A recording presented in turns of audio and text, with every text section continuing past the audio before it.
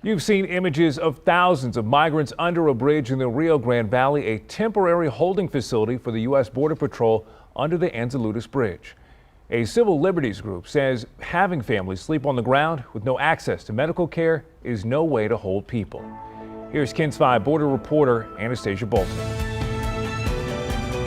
Underneath an international bridge that leads from Mission, Texas to Reynosa, Mexico, is a site Border Patrol would not let us visit or film. Border Patrol claims that the facility is a initial processing site, and that families are only held there for a few hours. But our interviews indicate that families are spending upwards of 3 or 4 days and nights at held at the facility. The American Civil Liberties Union says one of its lawyers was able to tour the facility this summer when the temperatures often reach at least 100 degrees. Under no circumstances should the United States government be holding, detaining families with small children under the types of conditions. Staff attorney Shaw Drake says he spoke to some families just released from the facility. We've documented at this particular site children sleeping outdoors in the dirt for multiple days without adequate access to medical care, without adequate access to food and water even at times.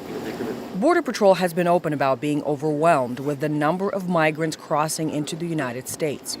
In July, reporting the busiest month in 21 years, with more than 212,000 encounters, some migrants crossing more than once. And even if the numbers, were historic in a particular sector, or unexpected for some reason, then the response simply has to be better than this.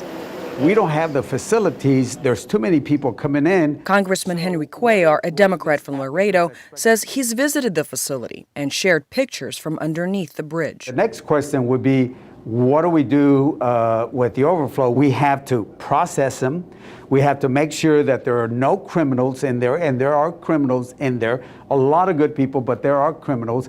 We're not going to just put them out on the streets. The ACLU is calling on the Biden administration to close the Anzalduas site. CBP has a $17 billion budget. There's ample resources to ensure that migrants in U.S. custody are never subjected to the type of conditions. With Jose Sanchez, I'm Anastasia Bolton.